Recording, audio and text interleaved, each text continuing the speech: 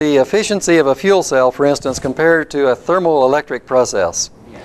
Well, within the thermoelectric processes, there are a number of sub-issues. There are a number of different types of thermochemical, thermoelectric processes that produce, for instance, current. You can drive electrons off of materials that you prepare as electron producers just from addition of heat. You can have electron emission just from addition of heat.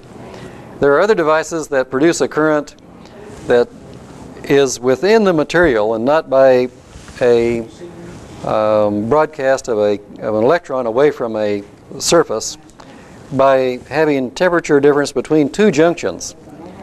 The Seebeck and Peltier effect are applicable to thermocouples, for instance. And you can build a thermocouple that produces a current, and you can build it in a pile that adds either to the current or the voltage as you may need. The point is that those types of systems have thermal process limitations. Okay, so they are limited. They're not. Well, they're limited for different reasons to a thermal difference. In order to complete that cycle, depending on which of those effects that you're employing, but in order to complete the cycle of a thermocouple, you need a cold junction and a hot junction. In order to operate a thermionic device, you need something cold because the materials we use for our motors and our things that we hold in our hands will be cool. So you'll have a heat loss through the system from hot to cold as you operate them or as you construe them in operation. So they'll not only be limited to the thermal circumstance, but they're lower in efficiency generally than the available efficiency from an electrochemical device as in a fuel cell. Do you have a question? As far as future cars being run on fuel cells and electricity, I know a fuel cell is more efficient than an internal combustion engine, but how efficient is the motors that use electricity to spin the wheels? Okay, the question is, are the electric motors efficient that you use as drive systems with electric cars? Right? Right. They're highly efficient. Electric motors can be expected to be more than 70% efficient in converting electromotive force to mechanical result, to translate a flow of current at a voltage to a mechanical result. Some of them are over 90% for most of the way that they're specified for application. Many of them have the capacity to be regenerative, meaning that if you wish to use them to stop the vehicle, you can convert the kinetic energy of the vehicle into voltage and current and store the energy for later use. You could convert it to, for instance, flywheel storage by running a motor that speeds up a flywheel that also serves as a generator to give back the energy later on demand.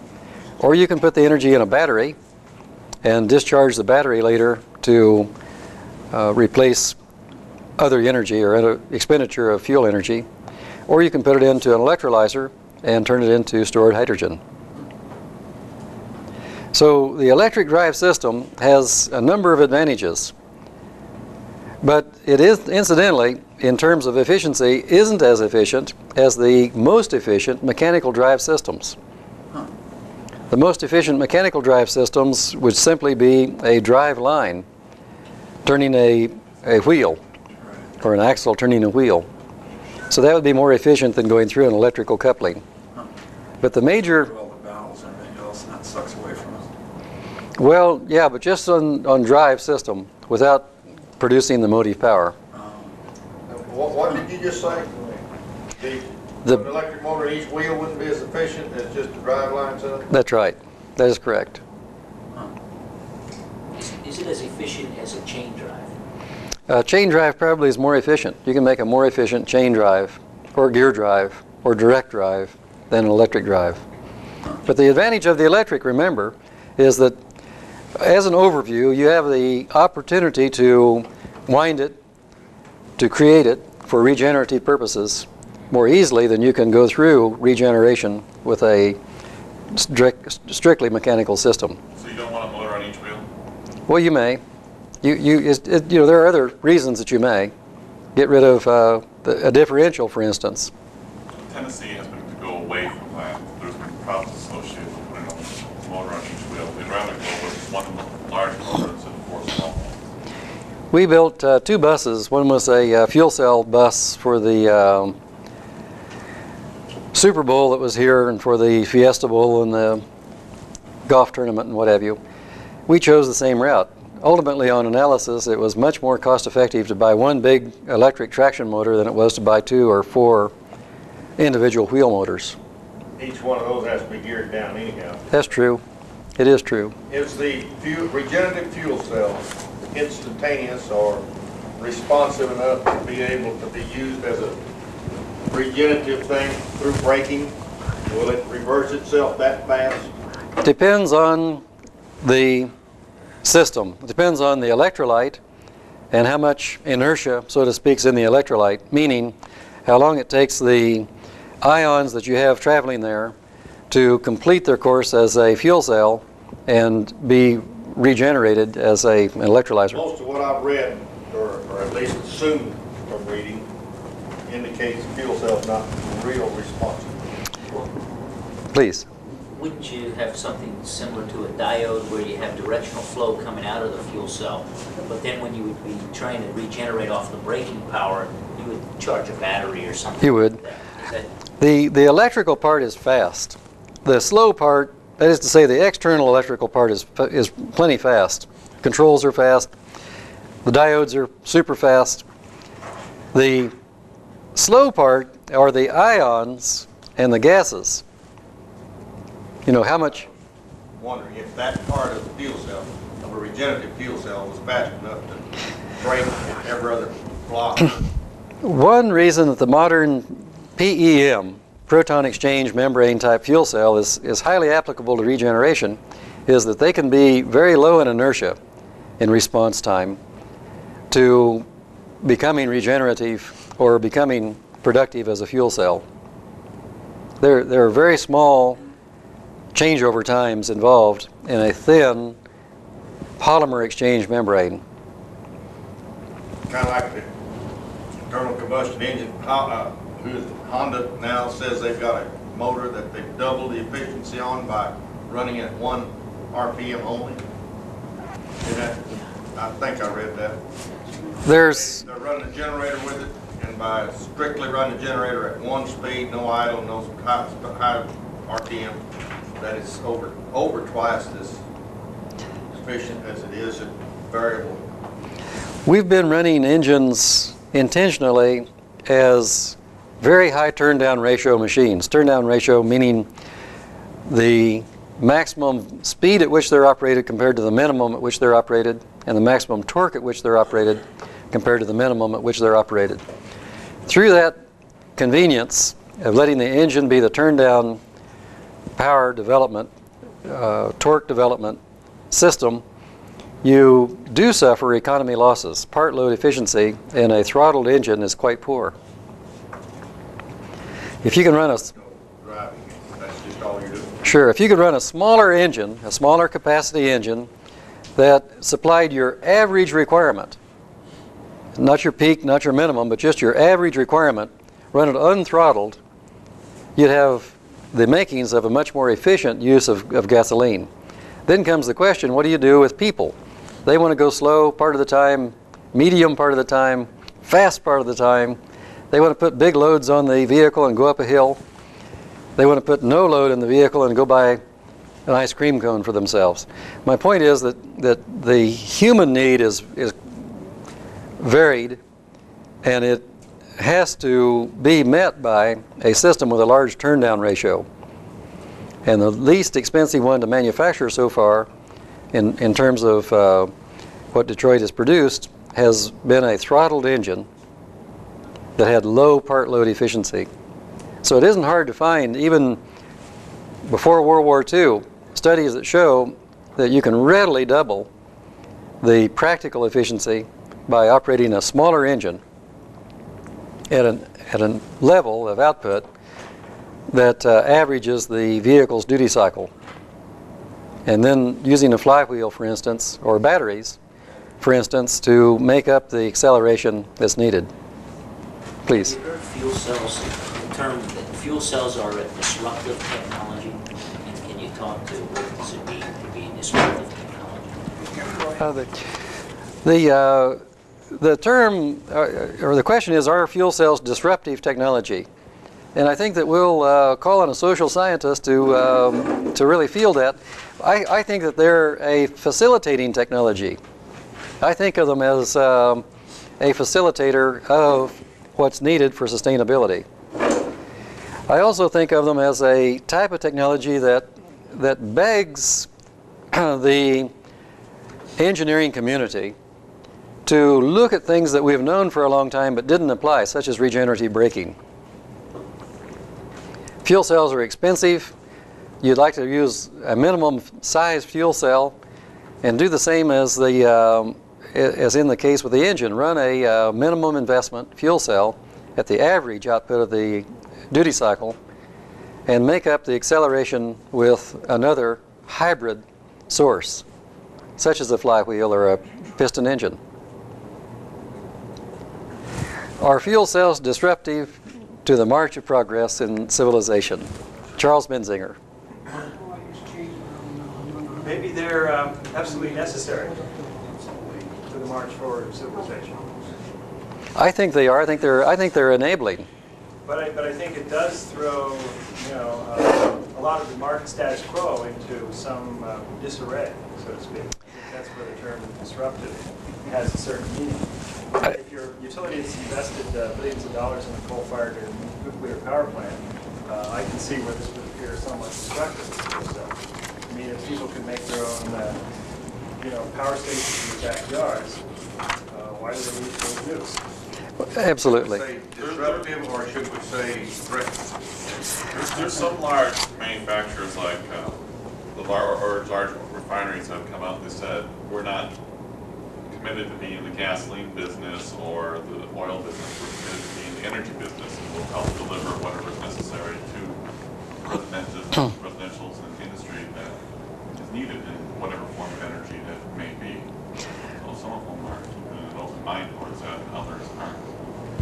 Well, like in New Mexico, we're struggling with this issue of stranded costs in the utility deregulation legislation. And that stranded, I'd say 90% of New Mexico's stranded costs is due to Palo Verde, because our power company has invested in Palo Verde. Yeah. It can't sell that power because it's 6 cents a kilowatt hour. Yeah. When it's got 3 and 4 cent coal-fired power out in the grid. Sure. But ratepayers are stuck with paying off Palo Verde for the next 15 to 25 years, and they want to sock us with all those costs. The ultimate irony is they want to apply those stranded costs to renewable energy that might be on the grid in the future. So the hydrogen economy or the photovoltaic generators are going to have to shoulder the costs of retiring the nuke down. Yeah. It seems patently unfair. And that's the seed of this disruptive claim. Yeah. That's exactly right. Yeah. In your opinion, what's the big hope in electrical storage, batteries or whatever, from weight and all that for adapting to vehicles? Hydrogen stores at a lower mass than other storage systems, and that's why it's gone to the moon. The greatest distance that humanity has ventured has been the trip to the moon and back on hydrogen energy, because of the low mass for a lot of energy. Yeah. And because of the compatible byproduct of hydrogen usage, it's water. The compatible byproduct for using and making energy from hydrogen is water. So it's favorable to your life support purposes in terms of energy generation and water So that's you got consumable. there in your own retreat, then solar cell to where? The next step, the battery, Solar cell to an electrolyzer. electrolyzer, To- hydrogen, and then to- back to electricity. That's right, through the same device. I see. We'll look at an electrolyzer that does that in greater detail. Okay. Well, Gene Cosmano. Can't you use solar cells to charge a battery and then use the DC from the battery to make the electrolyte? Sure. Electrolyzer work? Yes, absolutely. Yes. You lose efficiency with your battery, you're better off running it direct. If you can. These are only 50% of the Sure. While we're in the Model T stage, is an ICAD battery the best, or lead acid, or what do you think from the weight? Oh, from the weight standpoint, lead is one of the worst. Lead acid is just about the worst. If you look up the weight issue, the lead acid battery will by far be the poorest of the energy yield offerings per mass. Compared to fuel cells, they're off the map low. And in between will be a number of other metal batteries, such as aluminum or zinc. I see. How about silver? Silver's heavy, but you can use silver in combination to make a galvanic type cell, rechargeable. Somebody put out the theory that that's what Warren, what's his name, Buffett? imported silver about, but he made it about a deal of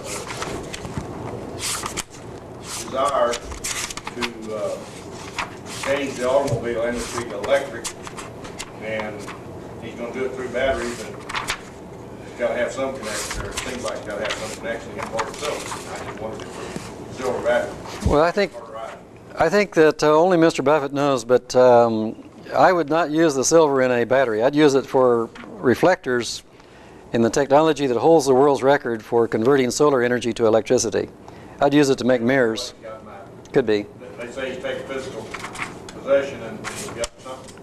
They said there's a lot stronger influences of Warren Buffett than the automobiles. No way, one person going. Yeah, well, anyways, just to give you some idea of the proportion, lead acid batteries come in at about 80 watt-hours per pound. You can build with your hands a 1600 watt-hour per pound fuel cell running on hydrogen and oxygen. Much better. And to give you some idea of where some other systems, one of the better metal non-oxygen oxide combinations, oxidizer combinations, is magnesium chlorine, and it comes in at about 900. To give some frame to I that. saw that in the book here. Magnesium chlorine, what, fuel cell? Well, yeah, fuel cell, or however you want to use it. It can be a battery. Let's define fuel cell for a moment. That's something we might want to put in the glossary. Thomas Edison, wanted to go to fuel cells from central power plants. He realized that you could deliver a fuel to a on-site modular distributed energy producer, a fuel cell, much more efficiently than you could deliver electricity through the grid from a central power plant. He envisioned delivering iron as the fuel in a fuel cell, iron plates, and did so because he realized that you could make iron or steel much more efficiently in that day and age than you could make electricity. Even in today's numbers, you can take iron ore and coal and make more electricity by first making iron and using the iron to produce electricity in a cell by oxidizing the iron than you can by putting the coal in a coal-fired Rankine cycle power plant. You can produce over 60% efficiency in terms of the iron's potential for rusting and producing electricity compared to 30 or 40% for a Rankine cycle power plant. What type of battery or cell uses iron as one of the early? Well, you can make your own. All you need is air and iron. Yeah, but how do you capture the electrons? Well, that answers another. We'll do that right now to answer another question. Where do these electrons come from and where do they go? I was going to ask that. Glad you asked.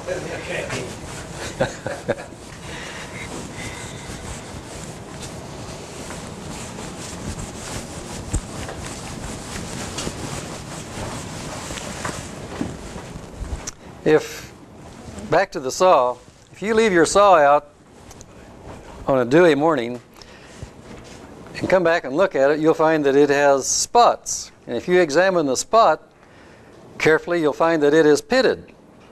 It has pitted the steel. And one of the interesting things about this result is that if you then examine the flow of electrons, here's what you find. Here will be the pitted area, and around it will be a deposit of iron oxide. Between the two, there was a flow of current. Electrons moved from where iron ions entered into the electrolyte that was formed. The acid rain, or the acid deposit, conducted the iron to some other place. It transported the iron as an ion. Electrons passed to the place that they traveled to, so you have now an anode in this zone and a cathode in this zone.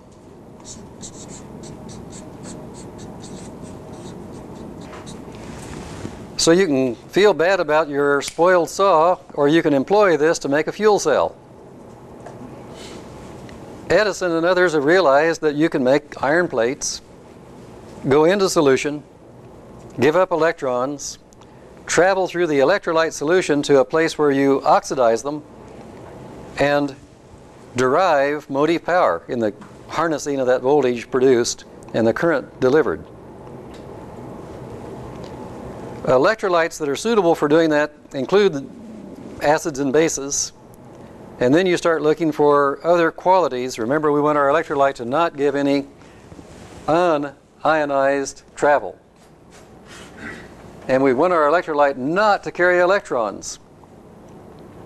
We want the electrons to go where we want them to do work. So if you meet those two needs and it's cheap, you could build, as it goes, iron, sacrificial iron plates for a fuel cell. Instead of having your system corrode, in that sense, you'd probably build it, and this is a plate type drawing instead of tube or circular section, but you'd build iron plates, hook them up to another plate. Probably not. You'd hook them up to another plate that didn't sacrifice itself. You'd like to have them hooked up to a plate that didn't go away, so you only had one thing to carry. So the truck only delivered iron and not this one. So this might be a carbon plate. Or if you were rich, might be platinum. It could be anything higher on the electromotive scale? Electromotive series. Tell us about the electromotive series. I don't know a whole lot about it. I just know that we protect our gas lines. We have steel gas lines, and we use magnesium anodes to protect those. Basically, the magnesium anodes sacrifice themselves in order to protect the gas steel pipeline. Table 1 shows a type of natural electromotive series. Table 1 on what page? Table 1 in the appendix, the first page of the appendix. In the blue book, in the blue, page 1 of the appendix. Jerry just described a type of electromotive condition that you create by application of a preferred sacrificial component or by implied voltage. Either one works.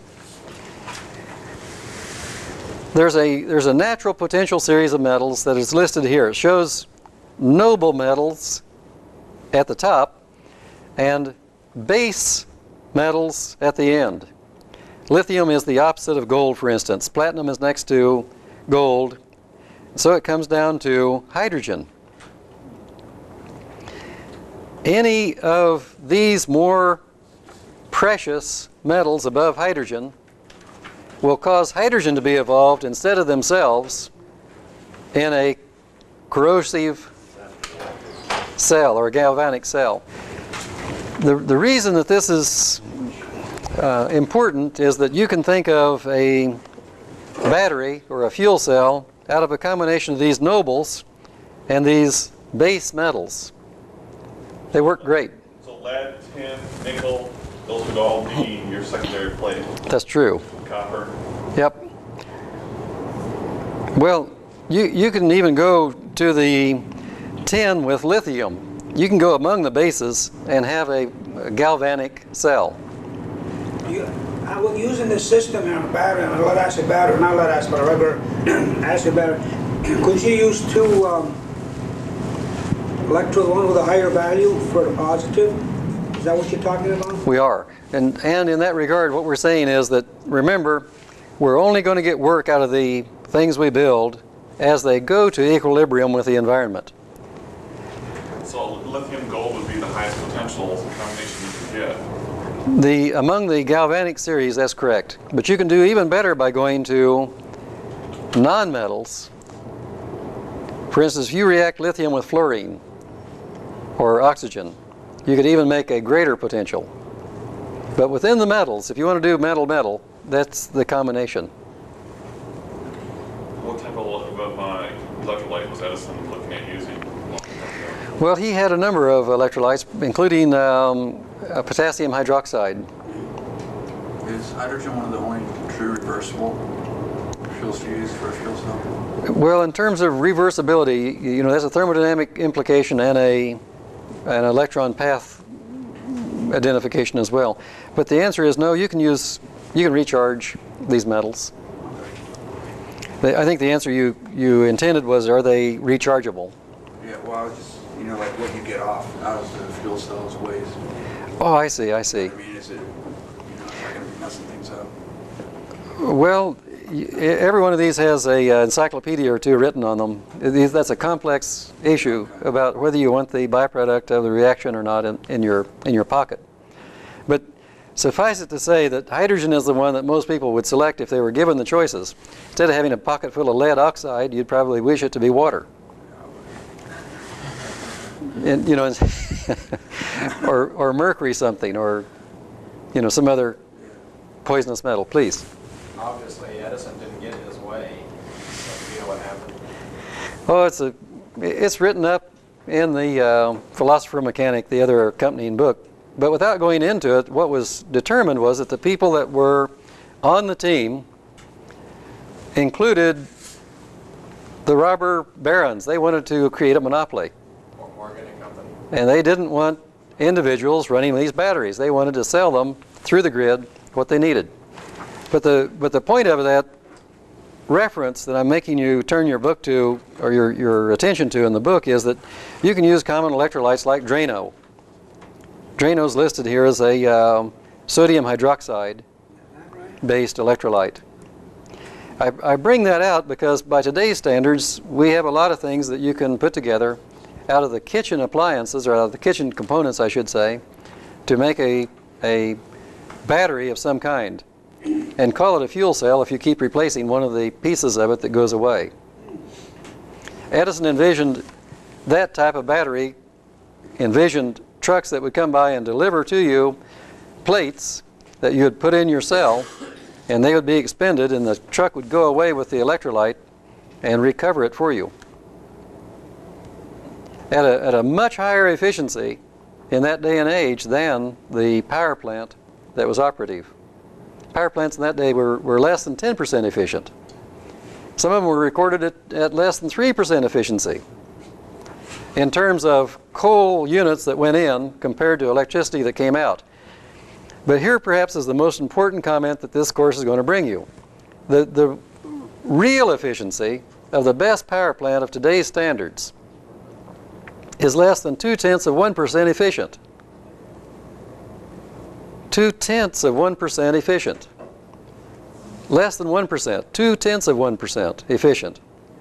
And you might look and you'd say, well, what kind of fool is telling us that the power plants that are reporting 40, 50, 55% efficiency in combined cycles are 0.2% efficient?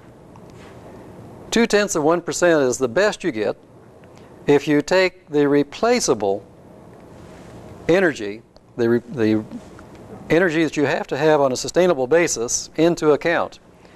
All energy that we use on this earth is subject to depletion if we don't replace it. If we're burning coal or oil or natural gas and don't replace it, we run out. Sooner or later we run out. and we may decide not to do it because there are more valuable uses of those fossil reserves. Illustratively, 100 gallons of oil can be used to produce $3,500 worth of durable goods. So it makes a very high opportunity cost to burn a gallon of oil. You might say it's a $34 per gallon opportunity cost every time we burn a gallon of oil. $35 would be the per gallon cost, opportunity cost, from a inventory of $3,500 worth of materials you can make from 100 gallons.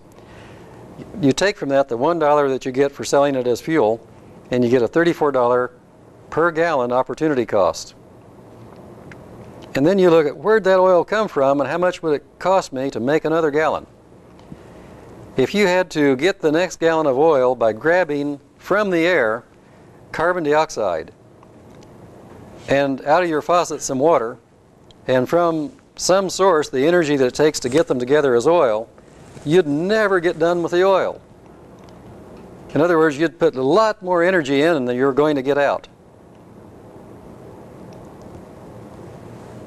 The important point to make note of is that solar energy has produced all of the fossil reserve that the Industrial Revolution has thrived upon to this date. It's been a marvelous expenditure of fossil reserves. We've produced tremendous productivity.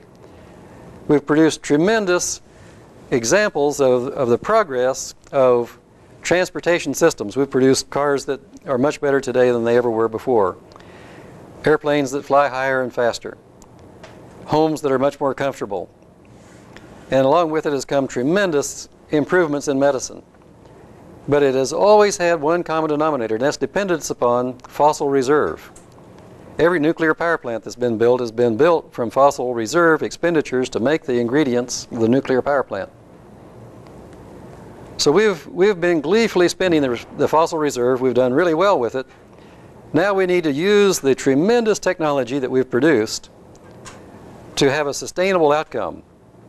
The cars we've produced will run on renewable hydrogen or some other renewable fuel. The homes that we have produced will run on renewable energy. We can wheel it in the existing grid. The best part of this class is this part. We can make an overall efficiency that is over 20% compared to 0.2%. If you take the original solar energy through biomass to produce the fossil reserve, to make coal or oil or natural gas to be burned in a power plant, deliver it to make the lights in this room, you get at best 0.2%. But we have proven that you can get over 20% delivery to this room by the following technique. If you take solar energy and concentrate it to the point that it produces a temperature in a working fluid such as hydrogen to run a Stirling engine to drive a generator, you can deliver through the grid to a home 20% on a year-round basis, actually about 23% on a year-round basis, of solar clear through the delivery system at the voltage, at the frequency, at the conditions that meet the requirement for wheeling, and make an improvement that is worthy of the Industrial Revolution and meaningful to the outcome of civilization, meaning sustainable. Boy, that solar motor you're talking about, that's been, what, over 100 years it's been around, hasn't it? More than that, maybe 150 years. Why don't they use it today, you know, for pumping water, etc.? Well, the Stirling technology is one of the focus points of our short course that we do on renewables. But I'll answer your question in this important recognition.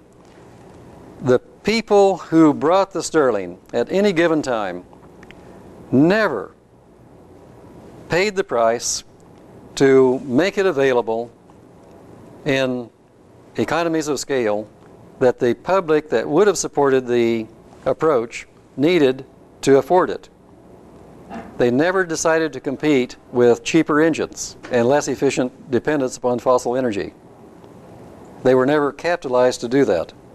That's been around, what, about 150 years? It was invented in 1816. By 1870, it had been added to solar energy through a dish and was demonstrated. You can go over to Monty's restaurant here and see the picture on the wall of a 1908 pumping of water using such a device, using the same principle.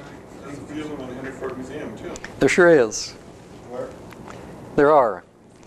Henry Ford Museum, here, Michigan. The point of it is, and this is for our economists to make a comment on, the capitalists that decided to be in that business didn't meet the test of providing the economy of scale to price out their equipment to compete with dependence upon fossil energy. They didn't do what was needed to stay in the market. But thousands of those engines were built around the turn of this century. And they were built to meet the need of a, by and large, desert or other remote customer that didn't want to incur the expense of bringing the grid, the primitive grid that existed then, all the way from some city that was more developed to themselves. Please. So could you say that photovoltaics kind of fulfill that need now, even though the efficiencies are a heck of a lot lower? But they, you know, the manufacturers of photovoltaics did what you suggested the Stirling guys should have done, but didn't. And I guess my other question is, what is the status of the Stirling today with Detroit Diesel and Cummins and SAIC and those guys? Well, the group that you mentioned have almost all fallen by the way and have heard their board of directors redirect their efforts back to fossil. It's because of an oil glut that this economy is experiencing, and the board of directors have taken their charge. It's one of making money for the stockholders, not providing sustainability for civilization.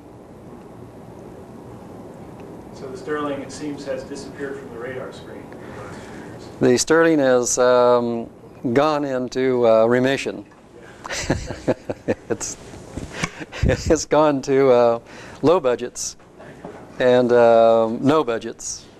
Even though it holds the world's record and has held the world's record for more than a decade in converting solar energy to electricity delivered to the grid, and has over 100 million watt hours in that service in real conditions, real field trials in Georgia and in Southern California and some other locations around the world. Please. I was talking with a guy from SAIC a couple of weeks ago, and he said they're doing a big project in India with Stirling dishes, and they need 100,000 units to be ordered, and then that would bring the price down.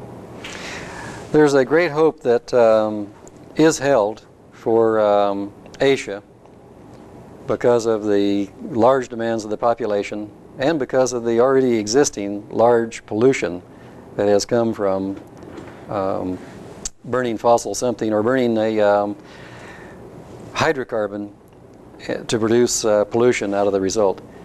One of the largest health detriments in Asia is blindness due to methanol poisoning that comes from cracking of cellulose or wood or dung and incomplete combustion, by which methanol is in the atmosphere, it's ingested, accumulates, and people have nerve damage.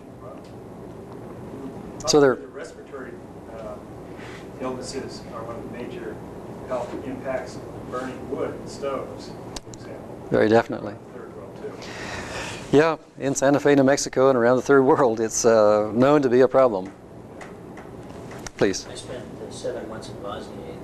I just got back in December, and the pollution problems over there are huge because of the way they burn coal and the way they burn wood. Well, it suffices to say there are much better uses of these fossil reserves. You know, back to the point of $3,500 worth of durable goods being better than $1 worth of fuel that gives you the insult of a question on your health. And around the world, it needs to be noted that if you're publishing dollars, if you're printing paper called dollars, it's anti-inflationary to print more to produce energy that doesn't deplete, doesn't diminish, doesn't become scarce. If you print dollars or any other form of currency and buy renewable energy generating capacity, it's an anti-inflationary printing of the money. But if you print money to buy fossil through welfare or any other description, any other device you may choose, if you take it to the military, industrial military route and expend it there, you still have an inflationary result because you'll have less fossil tomorrow than you had today, and you'll have produced inflation in the economy out of all of the ramifications of following those dollars. But if instead you publish dollars, if you print your money, to buy renewable energy parks within which you have wave energy converted to electricity, or wind energy converted to electricity, or hydroelectricity converted to electricity, or cotton burr converted to electricity, you'll have an anti-inflationary result in the economy, a very beneficial job development, supply that is expanding instead of diminishing, positive result on the economy. This economy needs 1,000 new millionaires a week for 100 years to just become sustainable. That's just the number that is needed, 1,000 millionaires a week, the economic development equivalent to 1,000 millionaires a week, to just overcome the $1 billion that we spend every week to buy foreign oil. We have tremendous opportunity. We need the devices, such as fuel cells, to make convenient, safe, pollution-free results that have a market value that supports the scale of manufacturing, the economy of scale that's chosen. If you don't balance those issues, you have another failure of the industry. The Sterling people were looking for government support. They were depending on government support. By and large, they were led by military device builders, industrial military type industries, type companies. They expected to do what they did by building in fighter planes or bombers or bombs. You write a good proposal, you get a sophisticated contract, and you get paid on a basis that's like cost plus. Or you get other considerations such as tax deductions and what have you that make it cost plus. The result of which is that doesn't meet the need of the common public in how they perceive the value of what you could deliver. It doesn't meet the need of delivering a dish Sterling genset at the price of a Chevrolet. If we would do that, it would be cost effective immediately. So why couldn't hydrogen fuel cell power plants compete with nuclear, the cost of nuclear power plants that are being sold overseas now? Nuclear is always subsidized. It always has been. Always. There was never a day in the nuclear life that wasn't a subsidized day.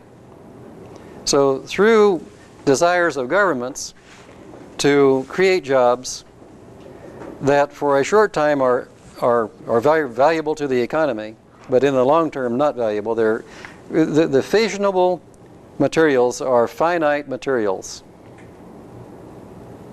Using them up, burning in the nuclear sense, consuming them, and creating radioactive byproducts is very inflationary. You know, the 6 cents that you mentioned, that is the published number for the cost of electricity out of Palo Verde, does not dispose of the decommissioned remains of Palo Verde. The great hope that the stockholders have is that you'll buy that, you'll pay for that through more subsidies, taxpayer subsidies, and that they won't pay for it. They'll have taken the profit.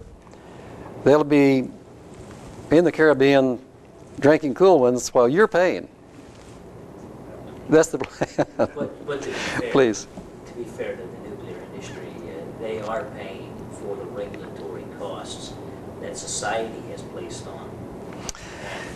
And it's a huge burden for these plants. They could operate very, very safely if they would just remove some of the regulations that they have to live to, and allow the companies to continue to comply, but voluntarily comply. I absolutely agree. I think that we've imposed a number of artificial costs, but what we haven't put into the formula is the cost of decommissioning in 7,000 years of somebody keeping the inventories on what's radioactive. We haven't done the whole job, but I absolutely agree. We've incurred a lot of false accounting in the operation of our nuclear system.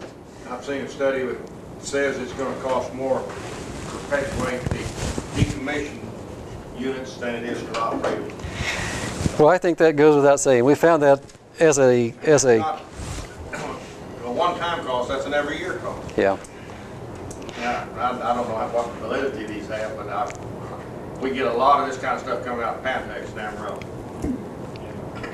I think it's fair to say, and on the topic of fuel cells, and this is really a good time to bring it in, decommissioning a fuel cell can be a minimal environmental impact. The components of the fuel cell can be recycled readily. The stuff of the fuel cell is valuable after you use it. It's more valuable to a future market than it is in today's market. It can be a good investment. Just build fuel cells and wait 20 years and take back what you have, and it'll be more valuable then than it is today. Not a bad deal.